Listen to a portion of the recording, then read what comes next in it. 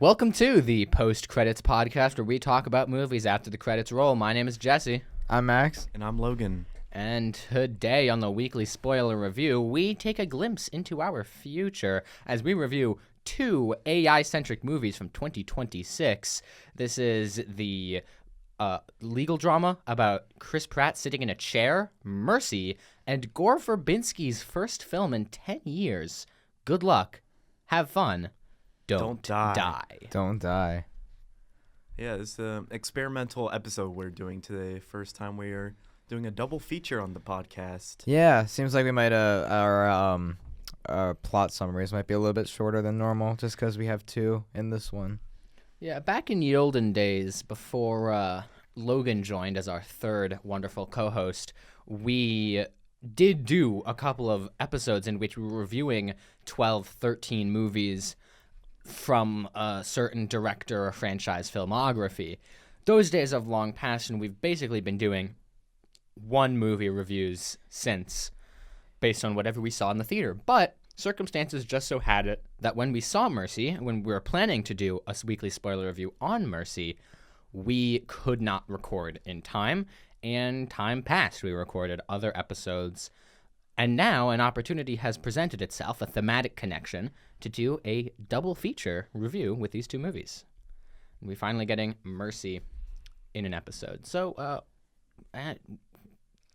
let's, I guess, start with Mercy, should we say? Just came out earlier. Because that one came out first. Yeah, we can start with that one. We can do that. This is the one that we missed. So this is Snowmageddon hit us. Our makeup time. Yeah, we're making up our missed review of Mercy.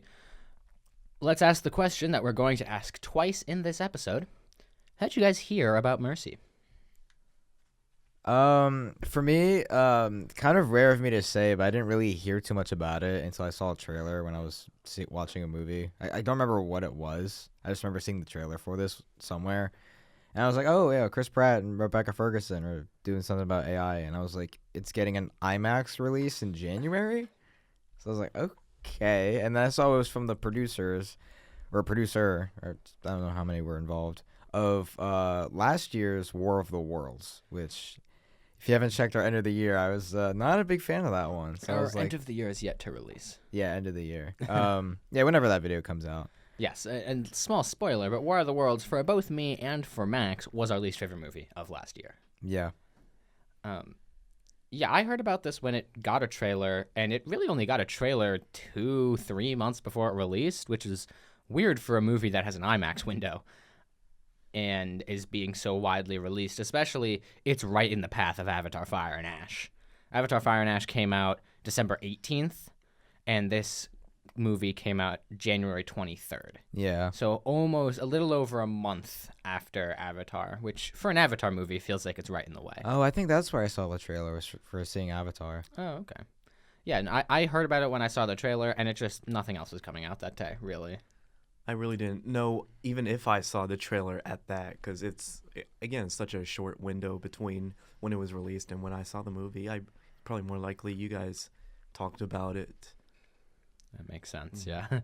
It felt like it was filling space in our January, because we had Primate in early January, which wasn't on any of our lists, but we knew that we wanted to see it. And then 28 years later, The Bone Temple, and then both Iron Lung and Send Help making top 10s around the board.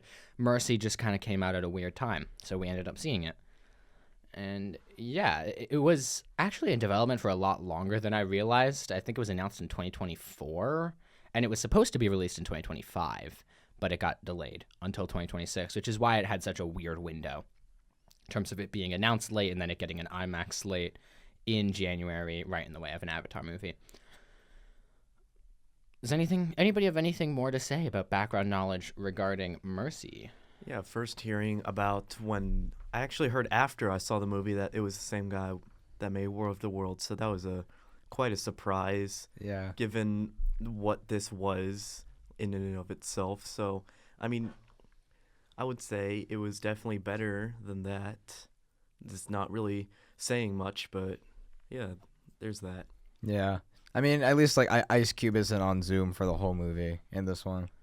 Yeah, it's true. But it's not too dissimilar. We've got an actor of a similar caliber and Chris Pratt sitting in a chair for 90 minutes. And no worries, there's a countdown timer to tell you when 90 minutes has elapsed so that you know when the movie is over.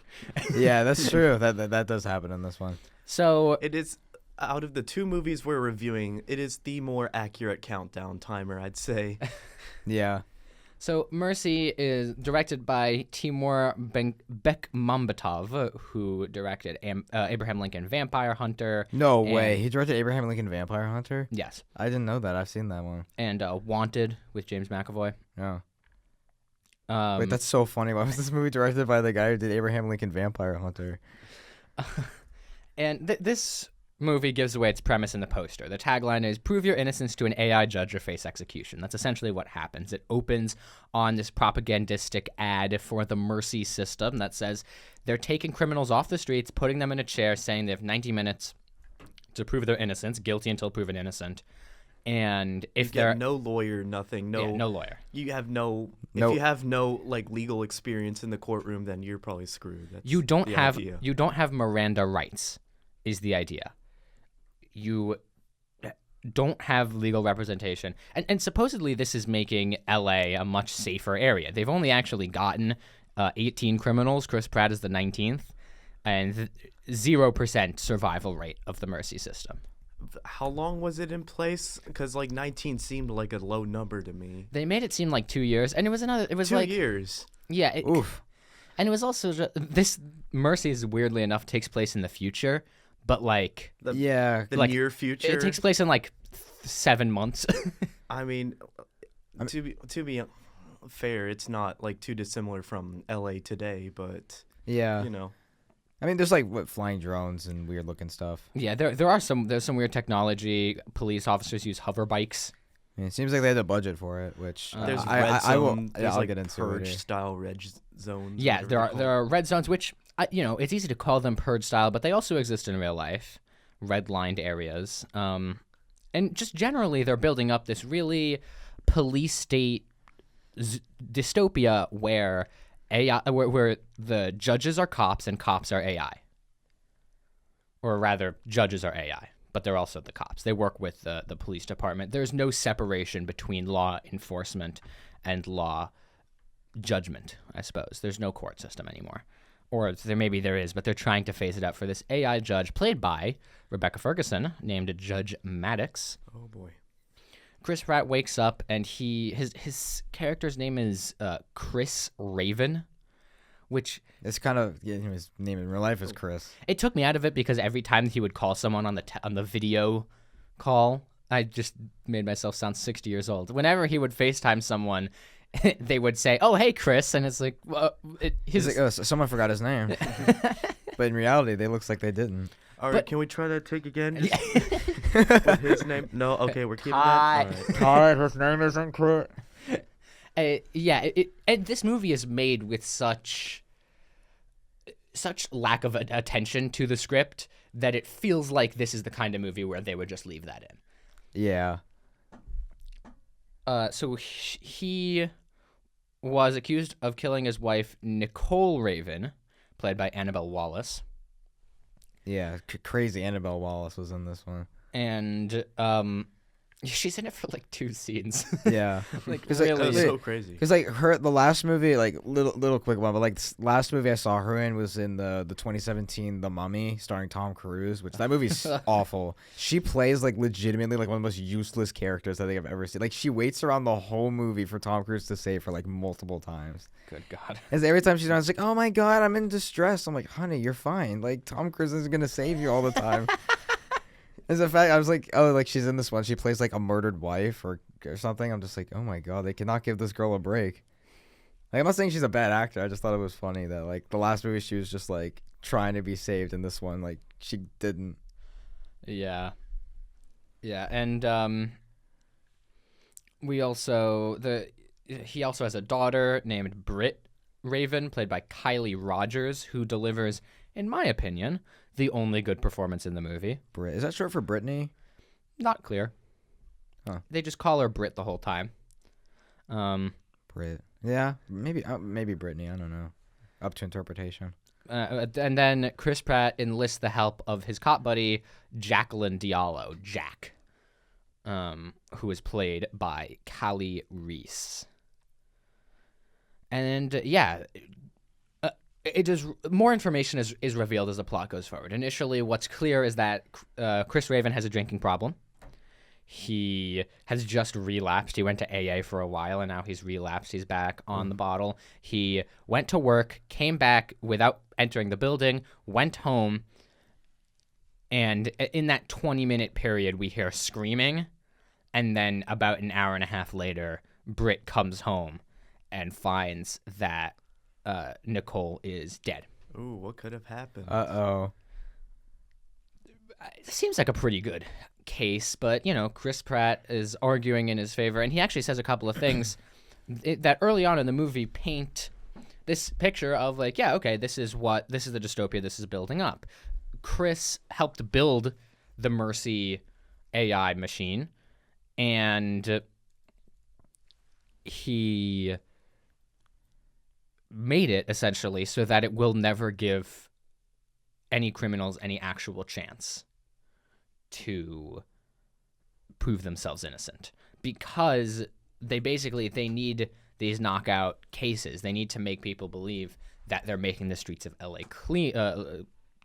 less dangerous. Some of them. Yeah. It's pretty clearly not working. I mean, there are a lot of scenes we see Jack fly her hover bike across a red zone, and there's still a lot of riding and a lot of crime, but this movie frustratingly acts like criminals are like a separate class of people from everyone else. Like, oh, that's not a real person, that's a criminal. Like, that's just not very nuanced or interesting. And yeah, the red zones are where the criminals live, and then everywhere else is where the regular people live. Which I thought that they were going to subvert that somewhat, and they're playing into that as part of the dystopia. We will see if that is the case. Yeah. The first thing Chris Pratt does, he finds someone that his wife was seeing on the side. That's a good start. Oh, boy. That person is named Patrick Burke. He's played by Jeff Pierre. And yeah, Patrick Burke basically just says, yeah, your wife was lonely because she couldn't talk to you, and so she went to me. And he's like running from the cops because, they showed up to his place of work and are chasing him through it, like through the building. And Jack is like, well, he was running. He's a criminal. Duh. Pretty common I mean, alluding argument? from police. Yeah. I guess he resisting arrest. That's resisting but an unfounded arrest. Like if someone came fully armed, bulletproof vest, guns in your belt, you're not gonna stick around for that. No. Yeah. And it's frustrating, but this movie plays it as if it's eventually going to do the thing that's like, see, this is the bad society, and we need to make the real world the good society that doesn't do this. It's like, okay, that's pretty frequent notion that we see in a lot of movies, right? There's a problem in the society, and this is what it would look like taken to its logical extreme. The basis of dystopia. Cool. And you keep waiting for that moment to arrive. Chris Pratt finds out that Patrick actually isn't guilty, lets him go, does a little bit more digging on Nicole's workplace, what was going on there. Apparently someone was stealing a lot of chemicals because she worked at a chemical place, I guess. Chemical place. Chemical place. Interesting. Yeah, place that does chemicals. That does chemicals, all of them. All of the chemicals. They're taking Breaking Bad to a whole new level. I mean, as it turns out, yeah, because his sponsor in this case, they don't really elaborate on what a sponsor is, but apparently you need one. Just Sponsor? like his AA coach guy. I mean, that's a real thing, right? In court? I don't know. Maybe. When I thought of sponsor, I thought of like No, like an ad separate or from something. court. Like, I mean, yeah, you could be sponsored. not like Just that. like we're not sponsored. Imagine just sitting imagine you take sponsors just like he's sitting in court. It's like sponsored by Raid Shadow Legends. It's like I sure hope not. I mean, if there's a situation like the least realistic part of this movie is that Rebecca Ferguson didn't have any ads. We'll get into that a little bit later. Yeah, we didn't really talk about her that much. She was just kind of like she's just like on the screen. Like I don't think she was in the room with anybody else. She is phoning it in literally because I'm 99% sure this was taken with a phone in her room. Like that's the level of performance we're getting here from Rebecca Ferguson and the level of filmmaking that we have to expect from this movie. And you can tell in some scenes it's shot for IMAX. There's some kind of pretty effects with the screen, and we like putting Chris Pratt in this situation with a little bit of digital zhuzh, I guess you could call it. Yeah. But generally, the movie looks like War of the Worlds. Yeah, I mean, from the producer, it seems like it doesn't surprise me too much. This is clearly the kind of project that he likes latching himself onto. And as it turns out, all of his projects are really, really misguided because, as it turns out, that moment of subversion that we're expecting from this movie never comes. And he finds out that his sponsor and her coworker, Robert Nelson, played by Chris Sullivan, was secretly stealing away chemicals to make crystal meth. Yep, Breaking Bad. Here's. Uh-oh. Deep breaths. This is not the only thing that frustrates me about this movie, but so many movies do this thing where the bad guy is bad, first and foremost, because they do drugs. Drugs are bad. And it's Just say no. Just say no. That's the first tip that this person is of the class of person that is criminal. So that you can comfortably separate yourself from that class of person by saying, Psh, I don't do drugs. Or if you do drugs, you don't do drugs that are as bad as those people. No, they're making the crystal meth. They're the bad people. And it's like... that you need more than that. Yeah, you need more than that. And look, Rob Nelson in this movie is not a good guy. He kidnaps someone and he tries to blow up a building, you know? But that comes after the fact. Like, that, right. But too little, too late. Yeah, because it's like, it's bad stuff, but like, the main thing is like, oh, but he does drugs. The introduction to the concept of a bad person starts with drugs. With the lowest common denominator out of everything he does. But it's such an obvious trope of like, oh, they're bad because they drugs, naturally. I saw the same thing in the Nobody movies, where it's like, oh yeah, bad guys. They do the drugs. They're unequivocally bad because they're in charge of a drug trade. Without examining why the drug trade is bad, it's as if the substances themselves are responsible. Yeah, because there's plenty of movies where it works, but like, if you're just making someone bad just because they do drugs, like, what's the point? Right? But it's topical or something. It's not topical. Maybe it was topical in the 80s when we actually believed this shit. But like, yeah, like you go and watch a movie like Scarface. I mean, like Tony Montana leads a drug trade, but it's just like it's only like hinted on that he does that. But like his behavior towards people is what makes him bad. Exactly, and we're not even looking at what about the drug trade makes it insidious. Yeah. If we were looking at what makes the drug trade insidious, that would be a better idea. That would be a better movie. Because like in here, like that's not even the main focus. Because like Chris Pratt or Christopher Raven, excuse me, is just he's sitting in a chair the whole movie. Like you can't really do that. You can't really do much with that. Like if you're going to explore that, there's not really much you can do there. Yeah, and the drugs don't even come back. No, which I don't think was the movie's intention. But like if you're just throwing it in there to make him bad, like why? Could you not have just started with him kidnapping? Kidnapping the child. Yeah, like your kid's like that's bad. Like that's villainous. You could have stole the chemicals to make the bomb that he has. Like so, yeah. There's two things that he needed chemicals for, and you chose to introduce the one that never comes back in any meaningful way. Never comes back in any meaningful way, and is obviously just to get the audience against this guy. And it's like, oh, it would be too much of a jump to say he's making the bomb first, but it's a more interesting idea that he's making a bomb. Why is he making the bomb? That's what's interesting. I don't give a shit about this guy making crystal meth. I just don't. What I care about is that then he goes, puts a bomb in the back of his truck, and then kidnaps Chris Raven's daughter on his, like, Ring video camera. Yeah.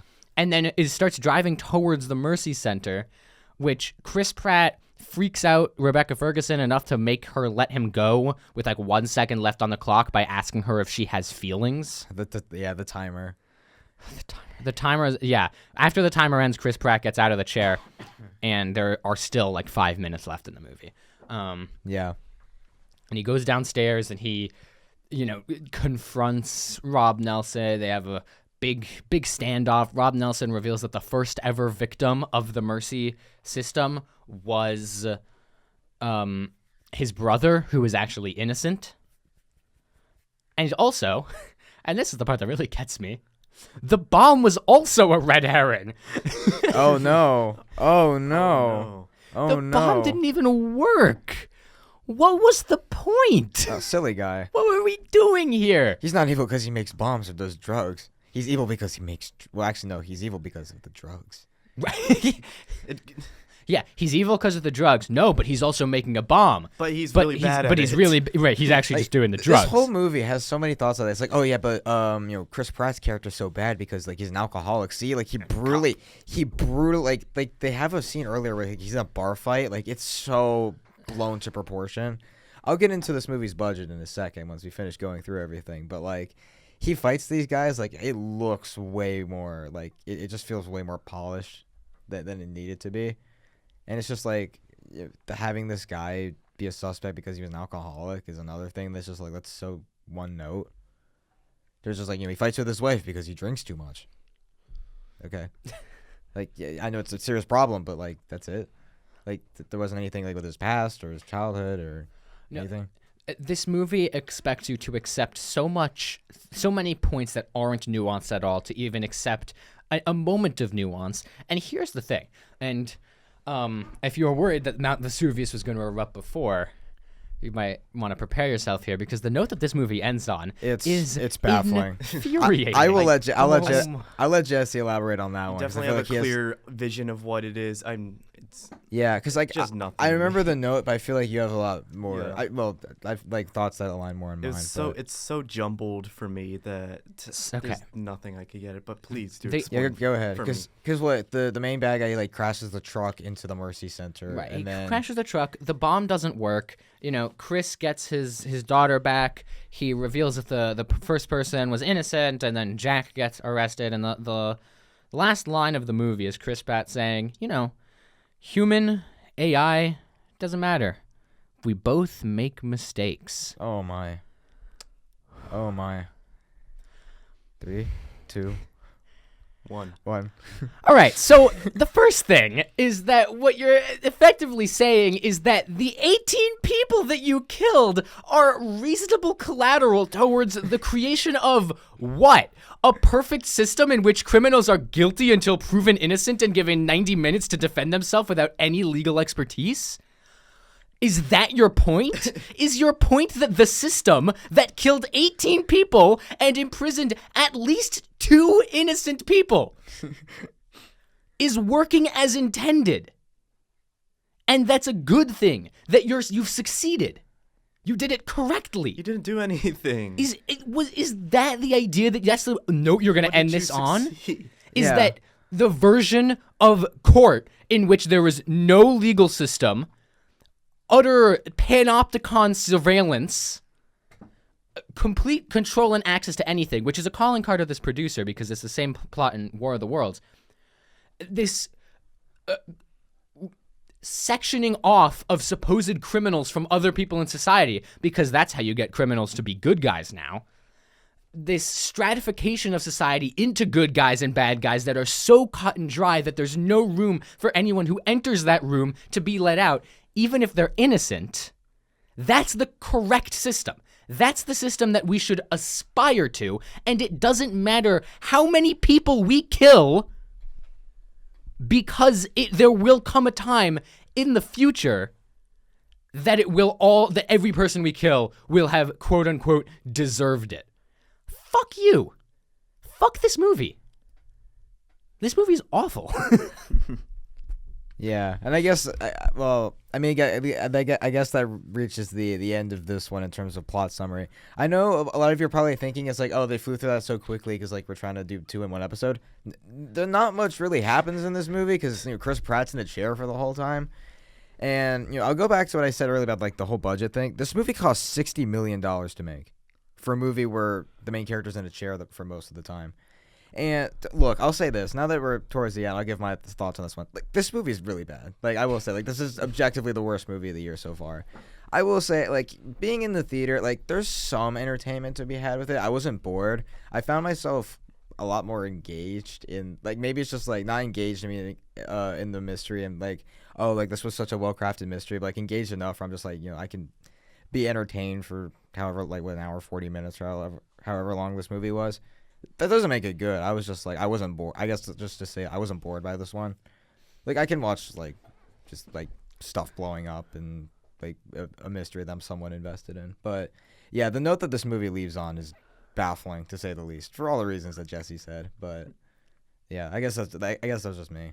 Yeah, just to bring some positivity into the room, I quite liked that how the mystery was composed. Like, Yeah, I did too. much less how it was executed. That's a whole different thing to talk about. No, as obviously like awful, but if it was done any better, then and the details were the same, roughly, give or take, I would have enjoyed it a lot more if it, wasn't what this was. Yeah. No, There was potential there that is a different kind of potential that could not possibly have worked with this. One of the things, like, the movie was interesting, or fun at least, to watch when Chris Pratt was doing a lot of the figuring. Yeah, but like with the phone calls and the Ring cameras and the drones. Like, at this point, it's been 3 weeks since we've seen this movie, and I don't remember most of that. I remember there was one bit where he's combing over his daughter's, like, Instagram videos on her private Instagram, which is creepy as fuck, might I add. Like, the fact that this AI just has access to whatever it wants to, that's normal and cool, and unfortunately something that's actually happening right now.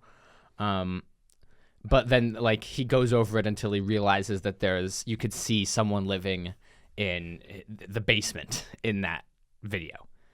That's neat. That's cool. But that's all I remember from the angle of figuring out the mystery. What I really take away from this movie is that it seems to believe that it is okay for nobody to have privacy so long as an AI is in charge of it. And this was the same thematic situation that we were in with War of the Worlds last year. The only difference is that War of the Worlds was filmed at a time when, like, generative AI and AI chatbots like ChatGPT that we know to rule the world today didn't exist back then in 2020 when it was filmed and written. Instead, it argues that surveillance is good if it's in the hands of a good person. Who funded this film? That is a great question. I It's think our next big conspiracy on the podcast. Who funded Mercy? it was Amazon. It was Amazon. Amazon. It was MGM. and Maybe. and who's fucking surprised? Jeff Bezos, man. This is the same shit that they pulled with War of the Worlds last year, where they Oh made my that God, 'cause same movie, Amazon did and that it was as an well. ad for Amazon's new drone delivery service bullshit that That they was were so doing in funny, the pandemic. yeah. Like, it's ridiculous. The idea that we're okay with surveillance states now. We're cool with that. And in the last movie, both of these movies also, for some reason, have these not great people that are okay to be in charge of mass surveillance on everybody in the country. In War of the Worlds, Ice Cube is using his power to see whatever he wants to judge his daughter for not having enough protein? Go to hell, dude. This guy sucks. I don't want to root for this guy. He's mean. He's a bad like, he's not fun to watch. He's just mean. Chris Raven in this movie is in a similar situation.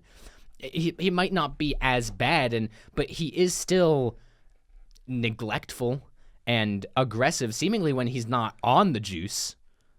He pulls a knife out on his wife at a point in this movie. I don't want to He's not innocent either. And then we look at but then if it's arguing that it's okay if it's in the hands of Judge Maddox has killed 18 people. Yeah, that's the thing. It's like who are you supposed to be rooting for here? It doesn't seem like anybody. Judge Maddox is programmed to kill. That is what we know. She's programmed to kill. I think it's funny how the movie undercuts its own theme of, oh, this is supposedly the bad state society, but it undercuts that in itself and makes it this is the good state society, and it's almost like a cycle of just itself undercutting itself, and it makes it so jumbled and unwatchable.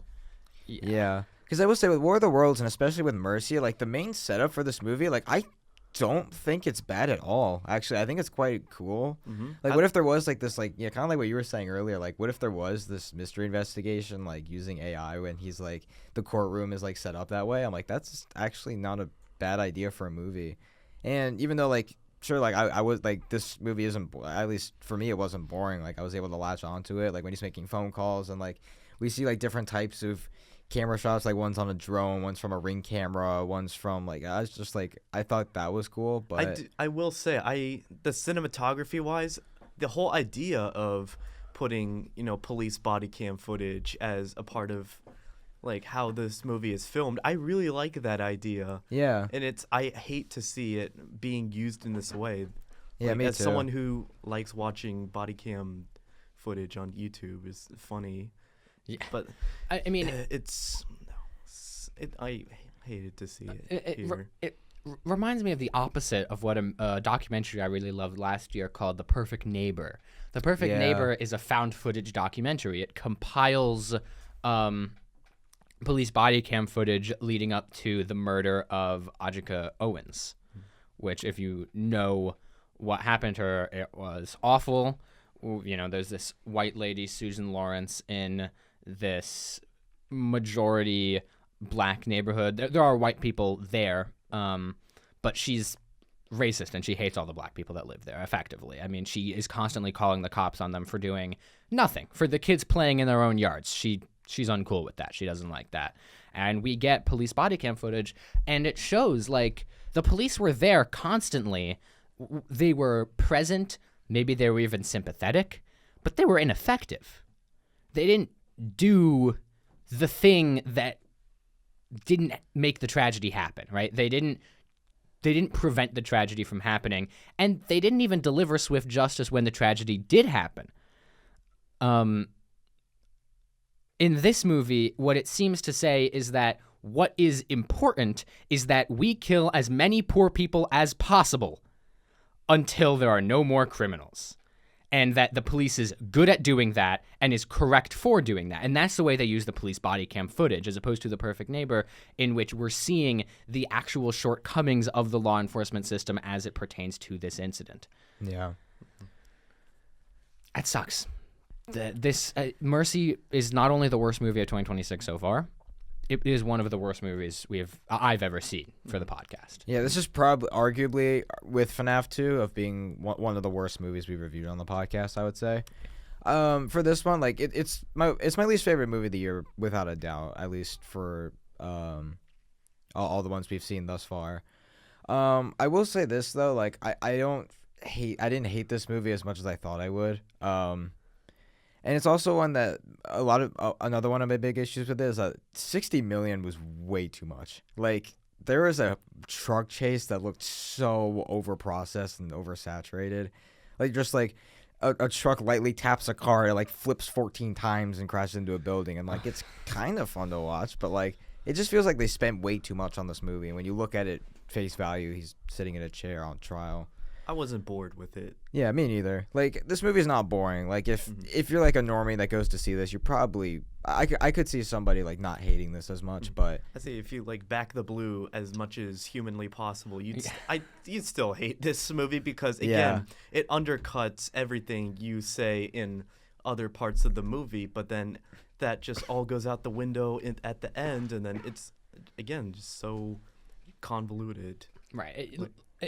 The only way that I think that you could really, really like this movie after stewing on it for a week is if you agree with its stance on a moral level, you'll have a disregard for the storytelling because it undercuts itself. Mm-hmm. And it makes sense. I had fun watching it. It was a fun watch when it was happening, but it's not fun after the fact. It really isn't. Yeah, especially when you process the Yeah. movie's messaging. Yeah, for sure. Because another strange thing about this one came out like I'm on Rotten Tomatoes a lot. Like this movie has like a 24%, which Oh, boy. not good.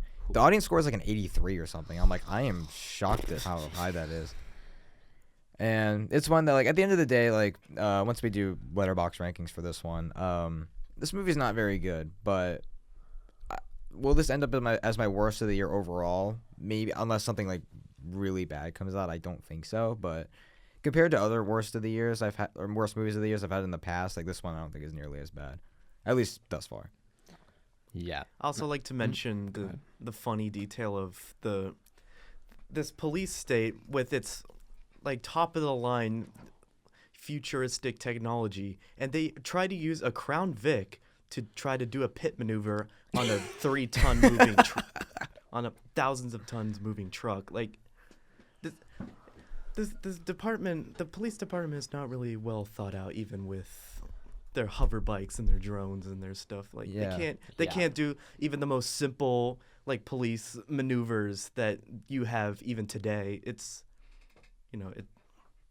it undercuts itself. Yeah. And it's really frustrating because, like, on paper, I don't think this concept is bad at all.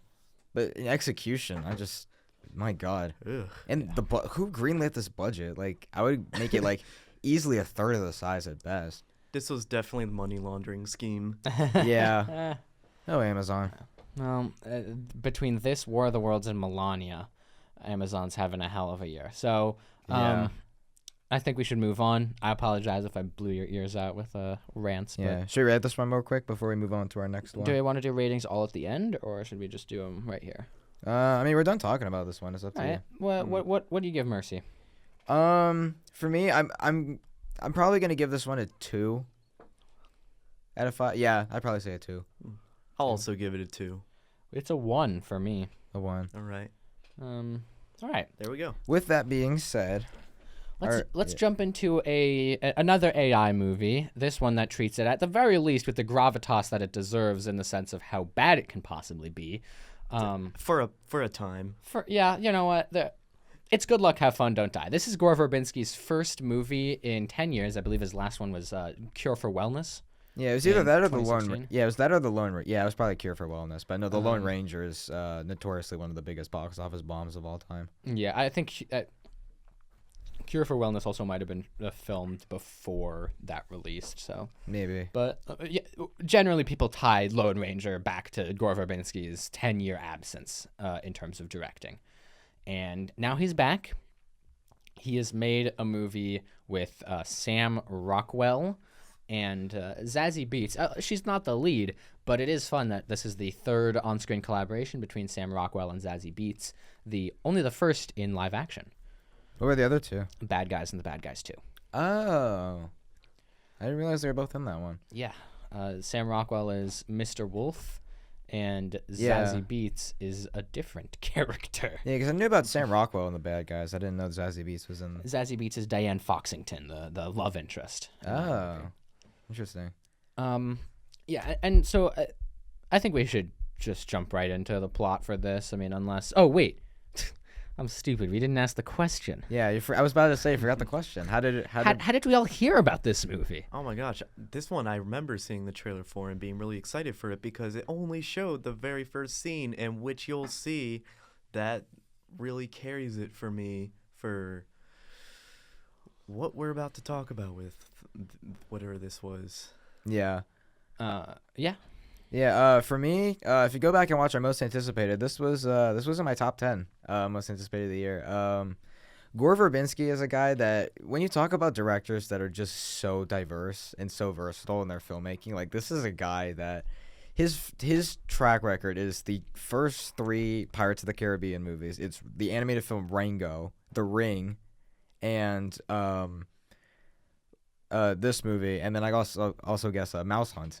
The movie Mouse Hunt as well. He also did Mouse Hunt. And That was his first, was it? I think it was early on in his career, yeah. Mhm. But yeah, it's just like when you look at his his career and filmography, it's just crazy, just the amount of diversity he did.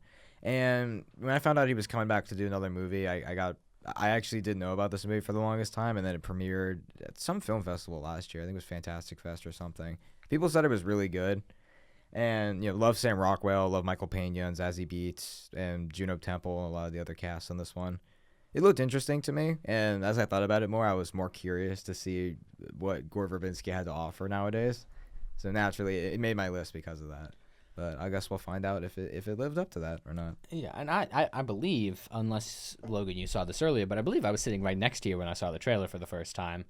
And I had briefly seen maybe a still of Sam Rockwell beforehand with all the tubes that he's got and his, like, weird outfit. And I didn't think much of it. And then I saw the trailer in theaters, and I thought, wow, that looks awful. I thought, Really? I thought the trailer was really not genuine about how it was approaching its subject matter, right? It was clear that the subject matter was, what does the AI dystopia that we're hurtling towards look like? Oh, is that what you got from it? That's what I got from the trailer. And it's like, okay, that's a cool idea, but there's like piss jokes in the trailer, and because it's all Sam Rockwell talking and his character's like kind of goofy, it's like he's saying something really serious and then, oh, gotta cut the tension with a joke, which is not typically how the movie itself is structured. Are It's we how talking the trailer about the was same structured. trailer? I'm talking about the one that I saw in theater. Okay. In Was theater. it the one before the Running Man? Because I think I was there too. Or was it? It was one that we saw at our typical theater. Yeah. I don't know I if it don't was remember in- seeing it then. I don't know if it was in I- front of the Running Man or not, but it was at our Probably typical did see theater. it, but I don't. It wasn't that memorable. For it me, just- but Yeah, it kind of irked me. It's like, oh, we need to band together and destroy AI because it's going to take over our lives. Cool, I'm with you. Oh, the pee goes through my tube and it ends up on the floor. Less good. And in the movie, it's not a piss joke, but they frame it very obviously like a piss joke in the trailer. So yeah, the trailer didn't strike me, but I was still down to see it. I like Gore Verbinski. I liked Rango. Oh, you saw Rango? A long time ago. Yeah. But yes, I remember liking it back then. And yeah, like, why not? Let's see what this has to offer. And it starts with that striking diner scene in Norm's Diner in LA, which is a real place. And Sam Rockwell busts through the door wearing this crazy coat and tubes everywhere, and he says, AI is gonna kill us all.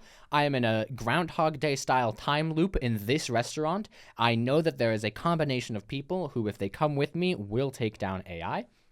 sure. Yeah. I have tried 117 times. I have not found the correct combination. Let's see if this time holds something different for me. Yeah. Great opening. It's fun to see Sam Rockwell riffing, and I feel like it's definitely a really cool setup. I can see why they put it. It was such like they put it in the marketing a lot because it's really cool. Like that, the whole part of this movie that takes place at the diner, I think was some of the more interesting parts of the movie. Yeah. Yeah. Yeah, and so we have our cast of cronies together. We obviously have he never has a name. It's just Man from the Future, played by Sam Rockwell.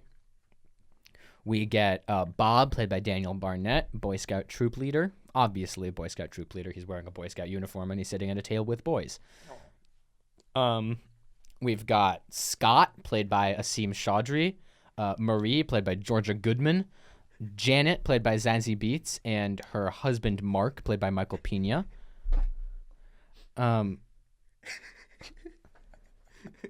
Whose stomach was that?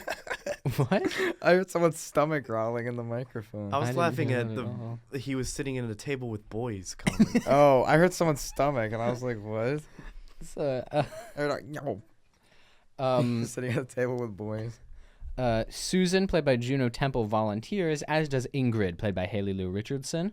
But Sam Rockwell says, no, Ingrid, sit down. But then he says, all right, Ingrid, come along.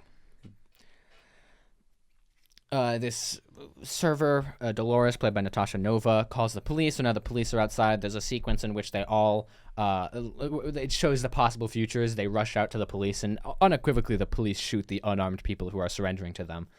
Because that's what they would do. Right. It's like Gore Verbinski is going for the jugular with this, you know? Yeah. Like, yep, that's just the reality. And it is. So, like, fair enough, really. And, so there's so many people. Susan, I think, shows them to a trap door in the office Yeah. that they escape through. It's around this point, and I'm just gonna go. There are 3 flashbacks in the movie in total. I'm just gonna go through all of them in one shot because I don't remember exactly when they show up. But Yeah. It's all in the first act. each of them give some backstory to certain characters. The first one is Marie and Mark, or Janet and Mark, Zazie Beetz and Michael Pena. They are high school teachers. Michael Pena is a substitute teacher, and people from that high school keep going on sabbatical, which high school teachers don't do. Yeah, which I feel Unless you're an English teacher. I would say that was kind of a funny bit. Yeah.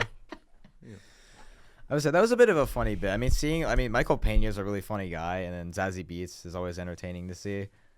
So I will say that flashback especially, Yeah, I really like the comedy and the flashbacks, all of these especially. Like, so the idea of this first one is all the high school teachers go on sabbatical, and all the students are just stuck on their phones, like glued to their screens on social media. Yeah, They're like watching like AI slop videos, which, you know, especially for people who are on Reels and see that stuff, like it's, I will say, compared to how other movies, you know, Mercy, handle the use of like how people interact with AI, I will say like that's a lot more accurate. I would say because just like the way it's just like that's like really sucks them into that where so many people it's like when you get caught like quote unquote doom scrolling, it's just like you just get in the habit of doing it. I was like that's a unique angle to take that I would say. Yeah, and this is when the movie is still funny. So we have all of these kids doom scrolling like increasingly weird videos in class. And there's this girl that just types "kill yourself." Yeah, kill you. I think she just types "kill you." Or she says "kill you, bitch" or Yeah. Oh, something. kill you, bitch.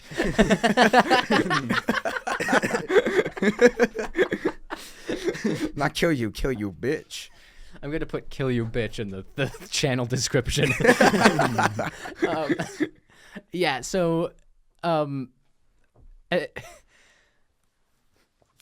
Michael Pena reaches out and touches the phone, and it transforms into like a rotating triangle, like pyramid situation. All the kids become zombies pointed directly at him and Janet.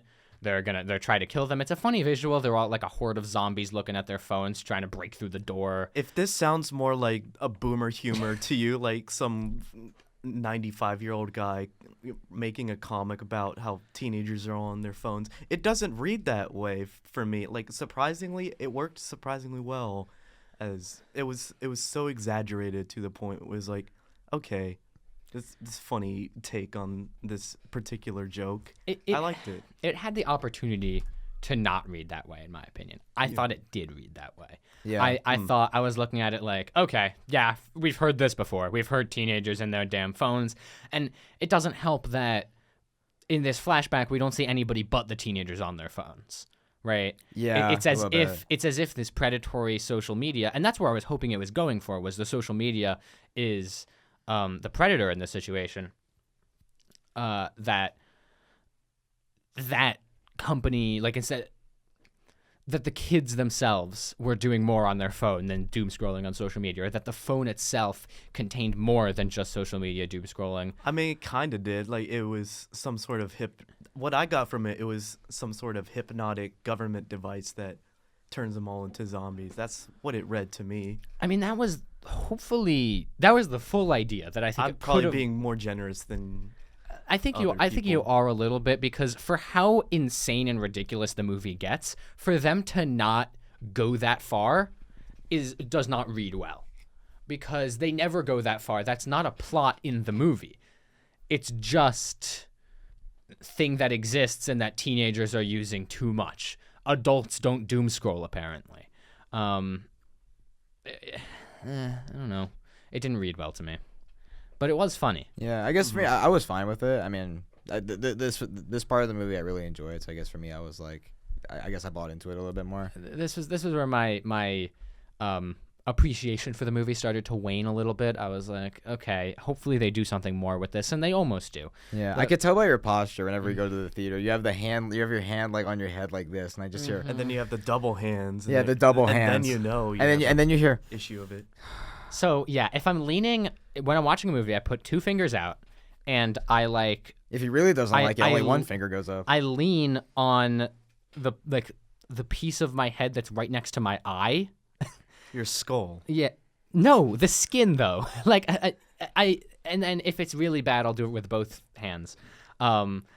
It's not something I intend to do, but Max has correctly guessed my thoughts on a lot of movies by picking up on those cues. Yeah, a little bit. That's how he knew I didn't like Springsteen, for example. Yeah.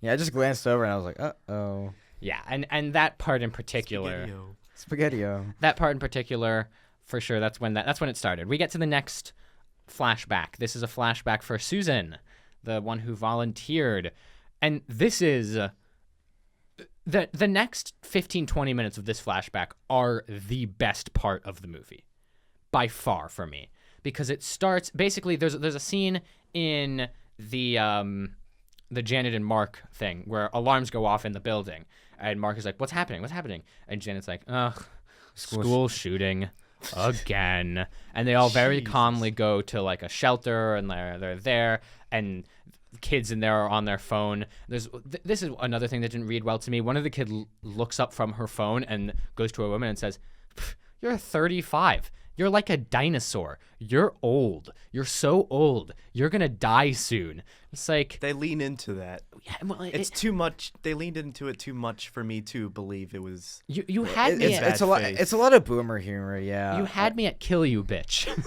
Yeah, I will that's say where you got me. You didn't need this. Yeah, no. I don't know. Maybe not the best joke at all to make, especially in that. Yeah, and but then it starts with Susan's next flashback starts with the fallout of that school shooting, and dude, oh my god, the sound in that scene is fantastic. There's commotion happening. A lot of people are being a little too calm, but people are reuniting with their kids, making sure they're safe. All that we hear is the breathing of Susan. And she gets closer to the school, and it quickens, and we see there's someone being wheeled out of the school with a covering over their head, like over their face, and she jumps the police tape. She's being held back, and she gets a look at the person underneath the blanket, and it is in fact her son. Yeah, I will say Well like handled. for a Very movie, well handled. for a movie that's like trying to be jokey, I will say that was handled really nicely. And Like, even so over the top, and how even they handled the school shootings, that like when the seriousness was needed, It was- at this point they knew when to put it there. it was very maturely done for a movie like this, I will say, especially for something on school shootings, which is a very serious topic. Because even in the previous flashback, I'll say this so we can continue with Susan's flashback. But when like the school shooting goes like, oh, here we go, everybody get in the show. Like in school, like when you have like those like drills, Yeah. no one takes them seriously. Yeah. I'm just like that's an interesting way to poke fun at that. There's like obviously like this movie's not poking fun at school shootings because that's morbid, but like reactions to them. Yeah, and that gets really big later. She goes to the court, I'm assuming, to file a death certificate, and there are these 3 women who are like, "Oh, first time." She's like, "What do you mean?" Like, "Oh, the first time you lost your kid in a school shooting." And she's like, "Well, yeah, obviously." And the women are like, "Take this. It's a business card. Go to this location, and yeah, they'll get you sorted out." And so she goes, and it's a clinic for cloning her dead child, and they're like, "Yeah, the government pays for most of it." Yeah, and they can even subsidize the cost further if you get the version with ads, where once a day your child will do an ad for a product. That's horrifying. Yeah, it is. It's It very was scary. morbidly funny, but And- that is Yeah. scary. And also the way that they carry that out, like she goes, she does like they're trying to reconstruct his personality. And they only have like so many options they can choose. Right. It's not that complicated of a process, but One of the options is completely unhinged, Yeah. which they use For the for the shooters. For the shooters. shooter. And then like it's like hobbies, and she's like, "Well, he wasn't into any of these," and then he's like, "All right, I'll just put sports." a very sustainable business model, And Yeah. then all things considered. And yeah, so she gets the kid back, and he's clearly not right. He says like he talks so monotonously, and he doesn't say anything of value. He's sitting in the car, and he goes, "I'm thirsty. Could you buy us some appleberry peach tea? It's delicious and only 70 calories." There's the ad. There you go. Scary. It's very scary. Yeah. And then he sees someone in army garb, and he rolls down the window and yells, "Thank you for your service! Thank you for your service!" Not a thing you typically are doing out the side of a moving car. And yeah, she ends up going to this like support group for people who have lost their kids to school shootings, but they all got it revived, right? And so they're like, there's this one couple that walks up to her and it's like, "Oh yeah, is this your first time?" She's like, "Yeah, it's first meeting." And she's like, "Yeah, then it's our fourth." And they're like, "Oh," she's like, "Oh my God, that must be so hard. You lost 4 kids to school shootings." And they say, "No, it's the same kid 4 times."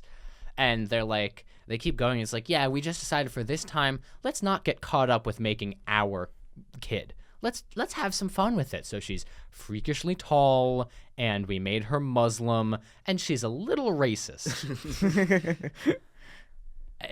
Yeah, that's a pretty that's a crazy Just scene. for the lulz. Yeah.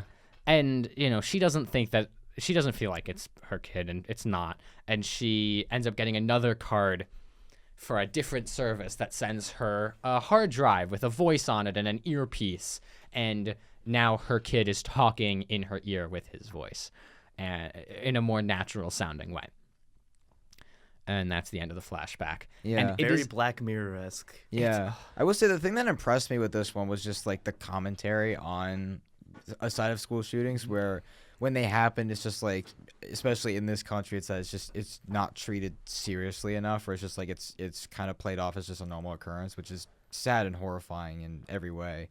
And this movie is poking fun at that, which I think is actually smarter than even for this movie. I wasn't expecting that going in. I heard some rumblings about it when this movie first premiered that it was commenting on school shootings in a way, and I was like, that's kind of morbid. Mm-hmm. And very on the nose. yeah, and even this movie, it's very on the nose, but actually does it in a really smart way for a movie that, going into it for the sci-fi stuff, that you see something like that, and it's like, that actually impressed me. Even for somebody who doesn't think about thematics too much in movies, I was like, yeah, did a pretty good job with that, I would say, especially for a serious topic like that. The way political topics are handled in tandem with character studies for these flashbacks, that's really what carries the commentary, in my opinion.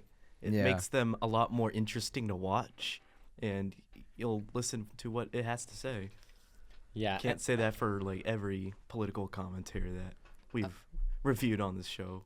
Yeah. Like the one that we reviewed, I don't know, an Just hour now? ago. Yeah. Yeah. So then we get to the third one, which is Ingrid's flashback. She. Logistics. Let's talk about it. Logistics. She is allergic to technology and Wi-Fi. All right, you've right. lost me.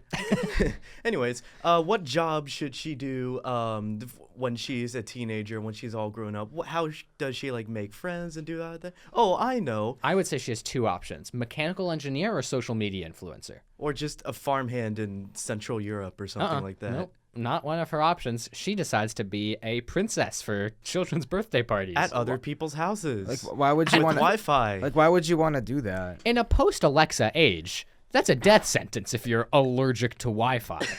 But the idea is that, like, kids don't have phones, but then they get phones earlier and earlier and earlier so that they have phones, and she gets nosebleeds and, I don't know, concussed when she comes into contact with Wi-Fi. That seems to be the thing. It's a lot like it's a worse, poorly executed version of a Chuck McGill in Better Call Saul.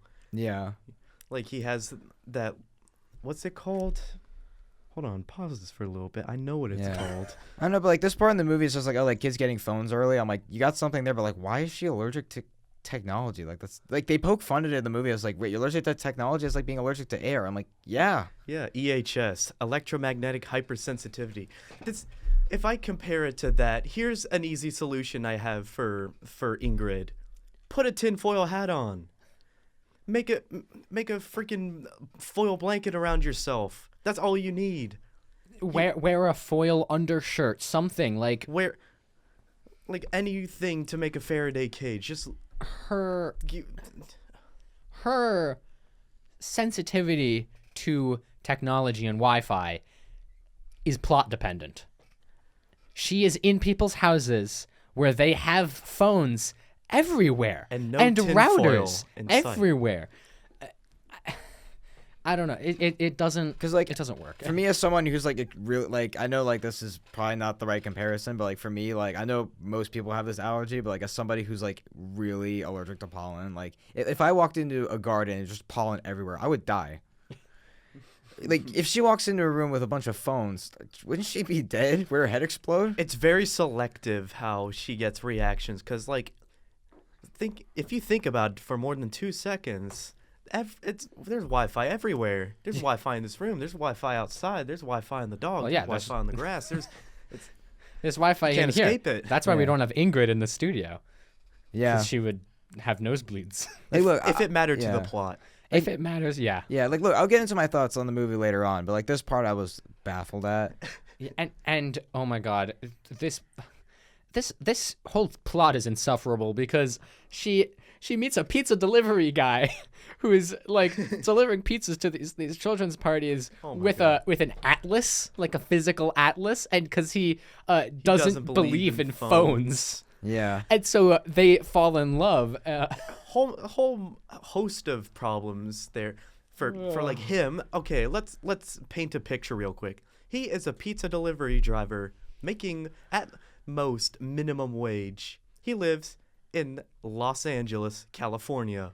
He owns He owns a house he owns a house to tie it all together. with multiple rooms. He has a fully outfitted kitchen, a living room, a balcony.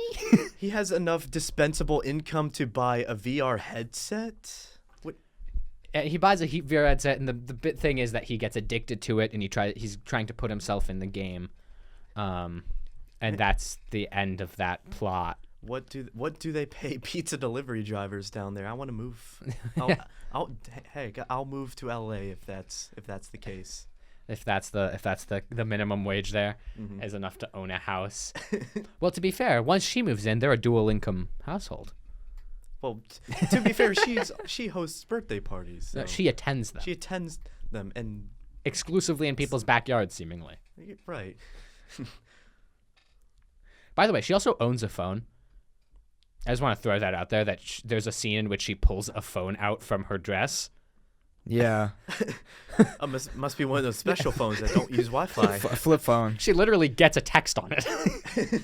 No, she One carried of those organic range-free phones with no Wi-Fi. No, she carries a landline with her. She pulls out like the full phone. She Hello? digs in the ground, connects the wires together. That should have been a joke. to get a text. I was say that should have been a joke in this movie. I feel like. Operator, Operator, that's you. Oh no, there's a phone. It's connected it's the now. Wi-Fi. Oh no. It's Wi-Fi. Yeah, I mean that pretty much sums up that. cloud of if- Wi-Fi yeah. here. There's a A cloud of Wi-Fi. reaching a Wi-Fi hotspot. Yeah, and so Bob is used as a sacrificial lamb. If we go back to the diner scene, they send him out front. He gets shot. That's what he gets for being at a table with boys. I said that's justified. It's justified for the boys. Poor Bob. He was so clueless, and then just Already like, the police are more justified in anything than in mercy. yeah. I will say in this part in the diner scene, like I like the bit where he's like showing like, oh, like I try to go out the front, I try to go out the back, and it's just like everything's just going wrong. Yeah, well, the police keep shooting at him. Yeah. But yeah, so they get to this underground thing. A bunch of guys in pig masks chase after them. There's a whole fight in like I don't know. It's like either a storage something or a parking garage. I think it's like some underground parking garage. Let me tell you, this is the moment where the jokes don't land at all. There's maybe a couple in there after this point. This is like beginning of Act 2, sort of. But Yeah. at this point, it's no, nothing from me. Yeah, it's like midway into act, because after this, it's like they go to the houses and stuff, which is like, That's where it really gets. There's Yeah. also a lot of Deus Ex Machina in this movie. Not that it's not set up, but it is convenient. like one of the bandits forgets to put the emergency brake on the car, and the car rolls down and just happens to hit him right at the time where he was about to shoot them, and then also right above where they're hiding in a dumpster. And the car is about to fall on Ingrid, but then the man from the future tackles her out of the way.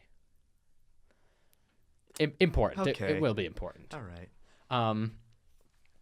And then they have a whole route of like they need to go in these alleys and these backyards to get to this one 9-year-old boy's house. And in that house he's going to invent artificial superintelligence that will take over the world. And we get a little bit of backstory into Sam Rockwell's character. He lives in that post-AI hellscape. He survives in a bunker with his mother, who does not believe in it.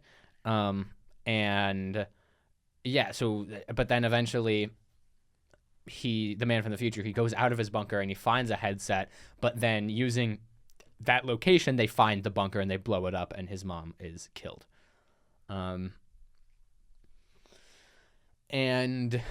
We get to they're hiding out in this empty house waiting for the right time, because a man from the future says that every time he tries to go into the house, they're overwhelmed by an army of thousands of something.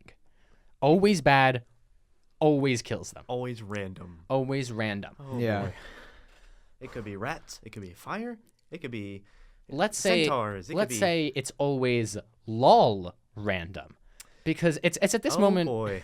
It is at this moment when I predicted the plot twist. There's a big plot twist later on that I'll. I saw it from there. the moment the house blew up. I was like, yeah, because they do something earlier. I was like, okay. Yeah, I figured it out here. So they barricade. This is the part when they're barricading the neighbor's house next to the 9-year-old's boy. house. Yeah, and so they like ready themselves up in like sports gear and barricade all the rooms, and waiting for whatever could possibly. Right. And they say, him. "Oh, what if it could be centaurs?" He's like, "It's not centaurs. It could be kittens. It's not going to be kittens. It has to be something bad. What if they they throw confetti out?" It's like, they're not. It's not. That's not how this works. And then Susan's like, "What if it's a pug that just makes us feel really happy?" And he's like, "No, it's not. It's not that."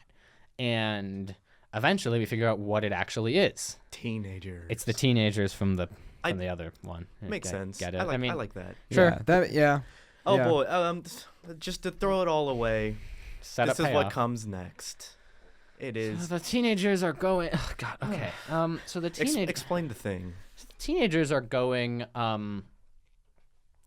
They're attacking, and then there's like this big boo, boo, boo sound in the back, and they're like, "Do you hear that? It sounds like hooves." It doesn't really, but okay, let's go with it. And Very big hooves. It's a giant centaur with the body of a horse and the head of Kittens. a bunch of cats, bunch of kittens. Not only that, it throws up confetti.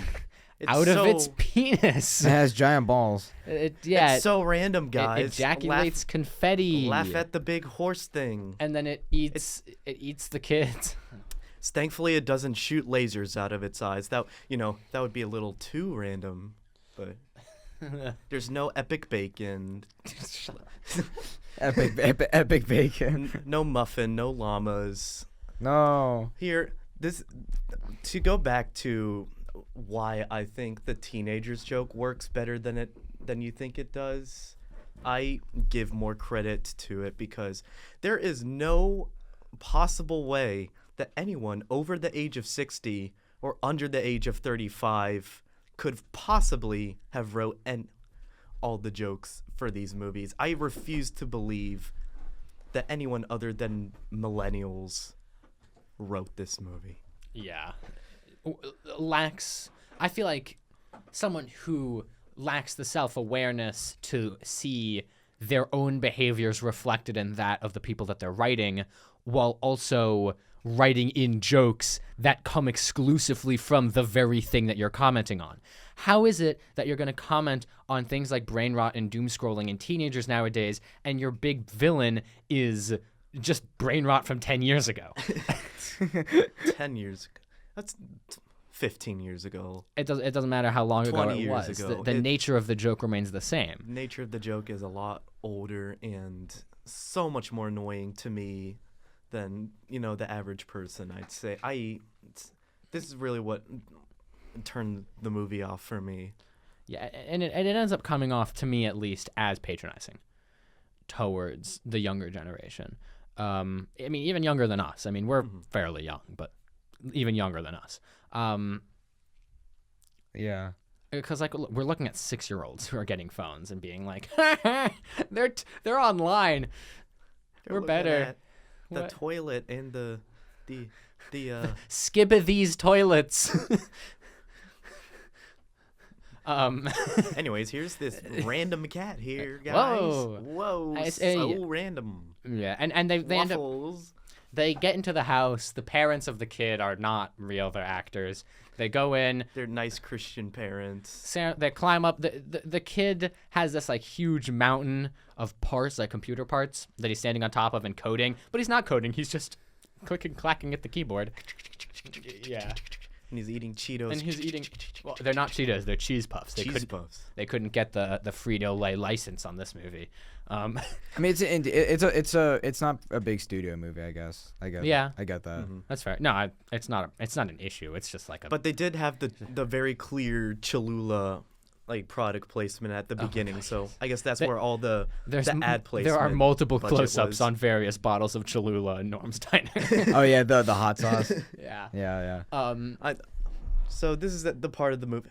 First of all, it's only Sam Rockwell and Ingrid And Susan, and but Susan who Ingrid Juno Temple. stays outside because she walks inside and is like, "Oh, I'm bleeding too hard from my nose to be in here." And so Sam Rockwell's trying to install this these AI safety protocols, and he climbs up the mountain of parts. The kid screams in his face. He slaps the kid, and everything stops. that's the one shining gem. Yeah, it was pretty funny, but it was reactional physical comedy. So Yeah. okay, yeah, Sure. Yeah, you yeah. got it. I mean, it worked, I guess. Yeah. Yeah. But then they decide for some reason, they did it. They stopped artificial superintelligence, but they decide they need to put him back because they don't like the idea that because he's unresponsive. By the way, he can't find a USB port in this whole entire room. This computerized room, they can't find a USB port, and so So Susan's son says, "Oh, I'll do it. Just plug me in anywhere." By the way, Susan's son is a USB to HDMI adapter, so at this point. yeah, that's more common in this scenario. Yeah.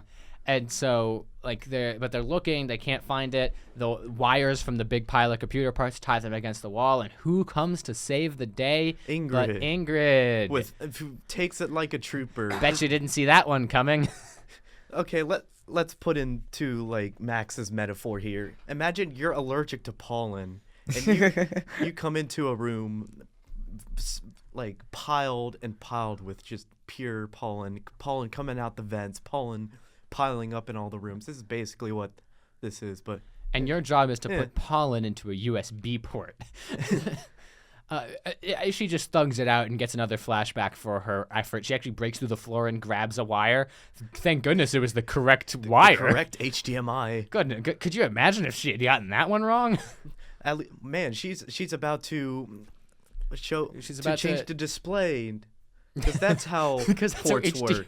HDMI. She's about to connect an external monitor. All right. And we're going to get artificial superintelligence on my top screen. All right. But she gets another flashback that reveals that her boyfriend, who got obsessed with the VR headset, he previously said, "Oh, do you want to have a kid?" And Ingrid was like, "What? That's crazy." But then He was preemptively asking, let's just say. I mean, yeah. So, based on his thought process, he should have asked before he decided to have sex unprotected. But Shirt off, by the way. the way that they do, Well, obviously, yeah. I just realized that. Sorry, I did that wasn't timed very A little well. insight to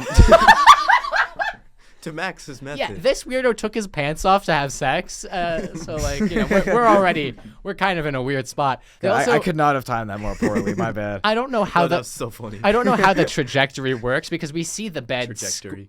Well, Oh yeah, there's we an see the angle bed- where like the mattress is bouncing up Yeah, and we down. see the bed. Oh, they were just jumping on the bed, guys. I thought it was. No, I here's the did. thing. I genuinely thought it was a trampoline. I was like, oh. Yeah, this My- guy my- thought it was a trampoline. I He thought it didn't was a understand trampoline. why his shirt was off. No, and then they cut to the innocence bed, was I was taken like- away. Yeah, and then they cut to the bed. I was like, oh. But no, here's the thing: they both fall back onto the bed, and they're side by side, so they were both facing the same direction, and they were next to each other. There wasn't really a geometry that worked for them to be having sex at that moment. So they were on a All right, trampoline. let's look They at the Karma Sutra. Let's see what. Maybe they were on a trampoline. I don't know. They're just yeah. Let's see what Alright. could they have possibly done. We have narrowed down our audience. Yeah. So, but basically, yeah, she's pregnant, and she's pregnant with Sam Rockwell. Yeah, I get it. But then, so the That's why they didn't show her face. Yeah, Back when at the yeah, the that's why shuttle they didn't was- show the yeah. mother's face. That's why Sam Rockwell was protecting her. And we see the AI try to convince Ingrid to let it go, to let it happen, and to give up Sam Rockwell to the AI. She says no. She plugs in the AI. She supposedly stops it. Great. By the way, all that happened from the point on when they got that kid back up on the mountain of wires to when she plugged in the thing.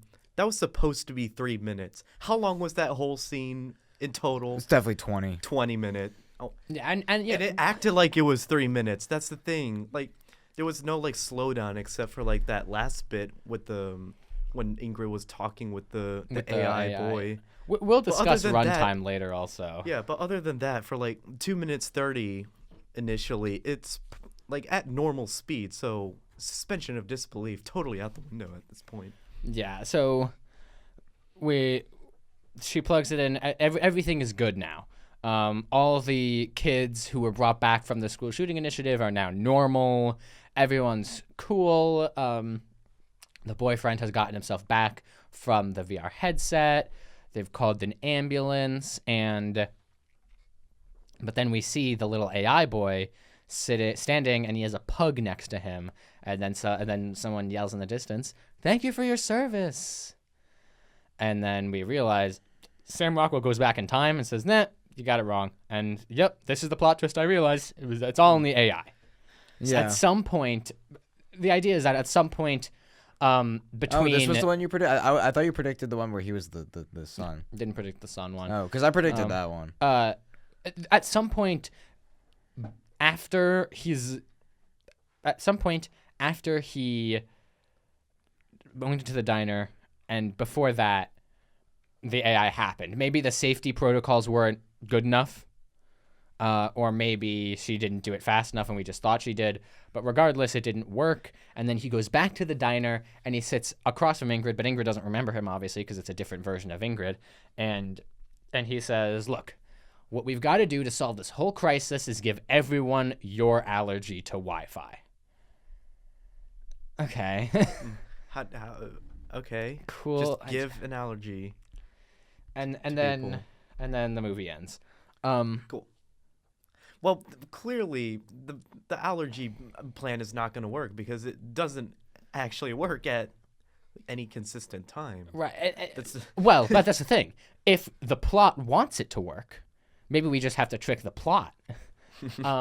No, but it feels like it's like, oh yeah, it was actually the phones that were the issue, because her plot line is that the phones are the issue. She's pretty much as literally as possible allergic to phones, so the phones are the issue. so the theme It's of not the subversion. social media. It's not the government that's using this crazy technology, this AI technology, to do very sinister and insidious things. It's the phones. The phones. Those teens. Those darn phones. I don't know. And it I didn't. don't know. I'm glad they didn't. I'm glad that they had the subversion at the end that they didn't succeed. Because if they did succeed, I would have felt like it was a little cheap. That. Yeah. I don't know if the way that this movie leaves you is exactly correct in the way that they were with what they were building up, but it's something. Well, It's better than the alternative. I would say certainly better than Mercy, because at least it's not leaving you Much like better what. than Mercy. Yeah. I don't. So yeah, good luck, have fun, don't die. What do we think? Yeah, I'll let you start with this one. Okay, the comedy, I think, again, you can tell exactly when I stopped laughing at this movie, except for the little bit of slapstick. There was the one scene that you were talking about with the cat and confetti right at the end when everybody was happy. Do you mind elaborating on that? Yeah, with the penis. Right. It comes out of the penis. Right. That's where confetti is stored. Right. Yeah.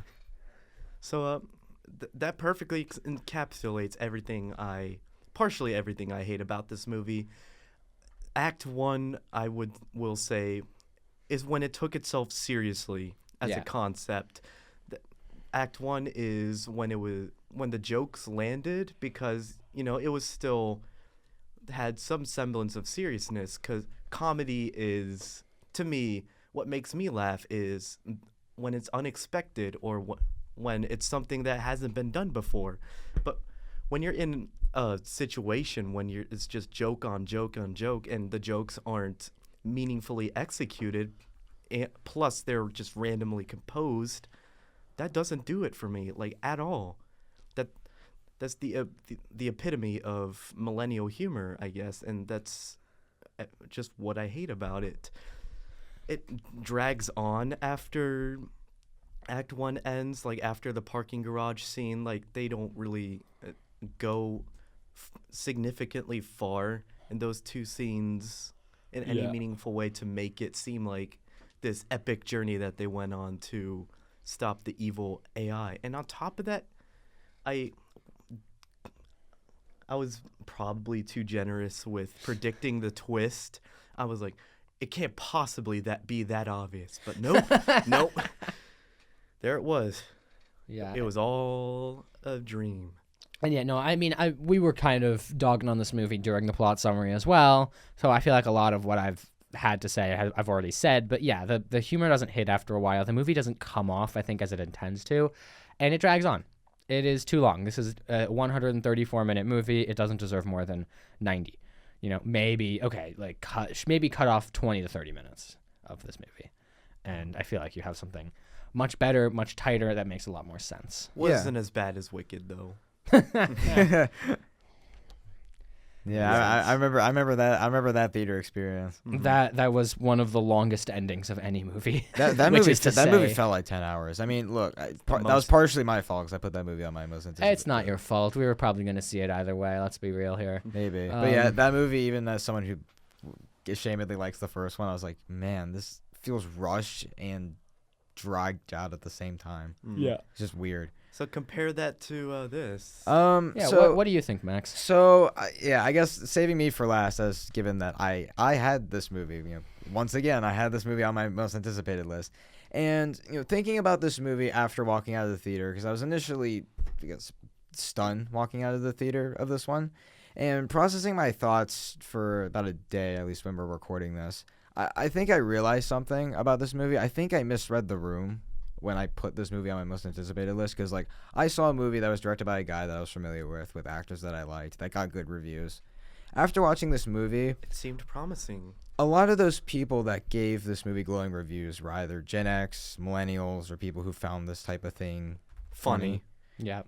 For us, like 19 to 20-year-old college students, it doesn't read the same, and I don't think I realized that. And also, the trailers advertise this as like a fast-paced sci-fi movie.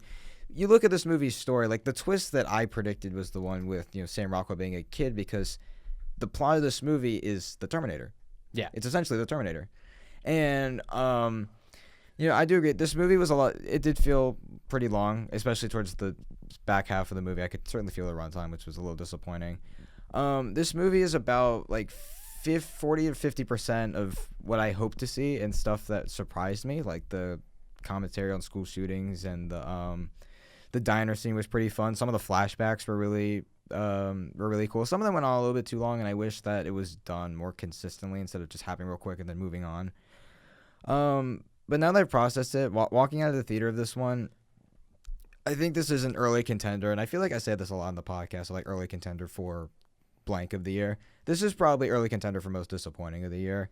And I feel like partially I think I my expectations were too high, which I don't say too much.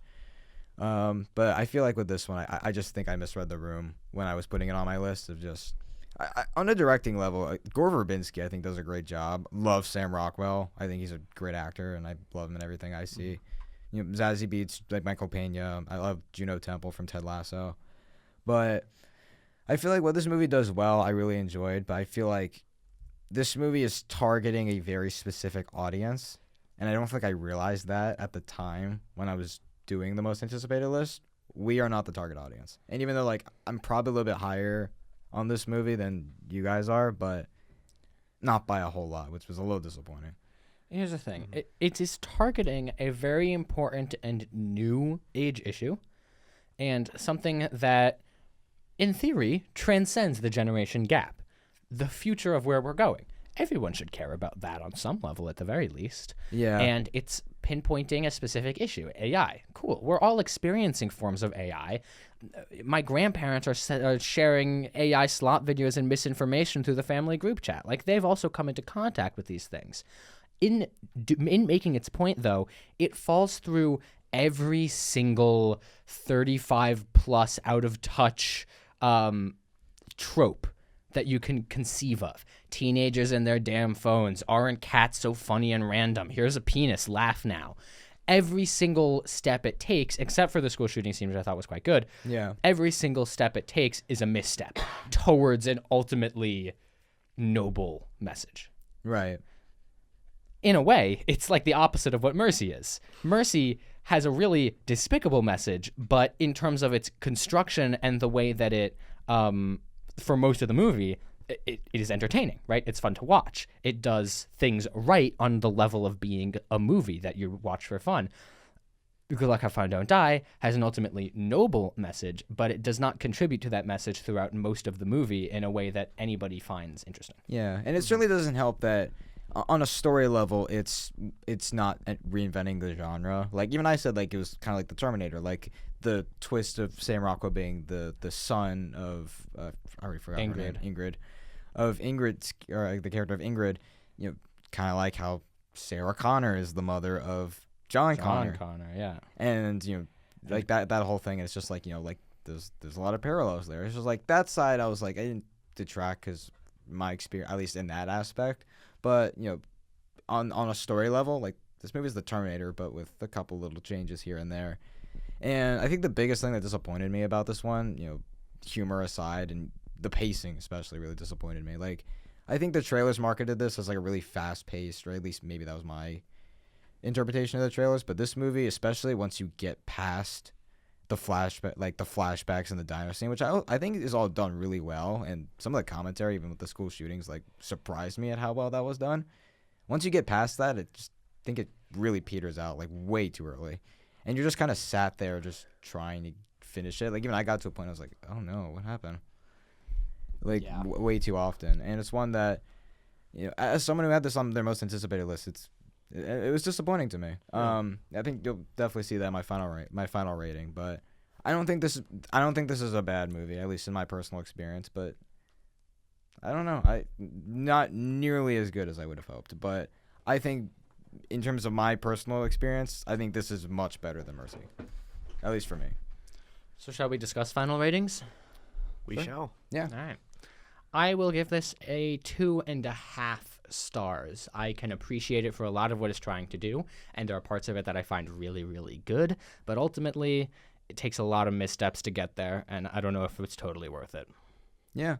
For me, I would give this one a 3, like, kind of like right there in the middle, maybe a lower end of the 3 to the middle. Yeah, I don't know if that makes any difference, but Yeah, it does. I guess with me, like, this is like kind of like what I said, 50% of stuff I was hoping for, and then 50% of just some of those weird mistakes and things where I was like, I think I missed the room. I think I misread the room on this one, at least in terms of its reception. I think moving forward with some movies I put, you know, not nicking myself for making us watch this, because I feel like you're probably at least gonna consider it at some point if it wasn't on the list. But I feel like moving forward for, like, most anticipated lists, it's just like I'm gonna, I think, pay more attention to some movies that get like reception like this out of film festivals, because I feel like sometimes, like, you know, when you have things at a premiere, they're more likely to skew one way. And also the audience, like the people that were reviewing this one that I follow, were kind of older. So yeah, I give this a 3 for right now. I'm kind of mixed on this one at the moment. Yeah, this is definitely a low 2 for me, and most of that's concentrated in the first act. The humor, again, didn't land for the majority of I guess the plurality of the film. The message really couldn't care less about. I'm kind of getting tired of the AI message and all that. As relevant as it is today, I'm just, can we move on to something else for now? Little escapism here and there that wouldn't hurt for me for sci-fi productions like this. And this was definitely, I wanted this to be different than it was. So Yeah. there we are. Yeah, I would definitely agree with that, especially the whole escapism thing. And I feel like even for me, I'll add this last little bit to my rating, but for now, this is the most disappointing movie of the year for me. Yeah, I mean, I disagree with the escapism, but I agree that it's not well done. All right, if you have any thoughts, questions, concerns, complaints, disagreements, fun facts, or really anything that you could put into words, it goes in the comment section. We read all of them, and we will read it on the next episode of the weekly spoiler review. This was a two-parter, 2 different movies to talk about. Also, let us know how you like the format. Did you think that we lost anything with it, gained anything with it? Do you want to see us do more of these or less of these? Or maybe we'll never do it again if you really don't like it. But yeah, let us know in the comments section below. Letterboxd plugs. I am Threnv on Letterboxd. That is THRNV, like the sin. I have recently reviewed Good Luck, Have Fun, Don't Die, Mercy, and Jesse Eisenberg's acting debut, a TV movie from 2001 titled Lightning, Fire from the Sky. Check that one out. Yeah, my letterbox is at MJ Spiegel. That's MJSPIEGEL. I have been a little bit more active on Letterboxd recently. I think just because in January I was watching, not technically so much in theaters, but also when a Snowmageddon hits, which is the reason why we couldn't record Mercy, being stuck in your dorm room all day and watching a bunch of stuff, I kind of lost track at what to review. Getting sick. Yeah, getting sick especially. Yeah. But yeah, I have published a couple reviews since then. I have reviews up for Frozen 2, the original Avatar, the remake of Alice in Wonderland, a movie called Golden Door, and Dr. No, the very first in the James Bond series. And by the time this comes out, I will have a review up for Good Luck, Have Fun, Don't Die. And be on the lookout for more reviews from me soon. Yeah, on Letterboxd, you can find me at Invaded Films, INVADEDFILMS. I have movies. I have reviews. What more do you want? We cannot ask for anything more. So we bid you farewell. Good luck. Have fun. And most importantly, don't die. Roll credits.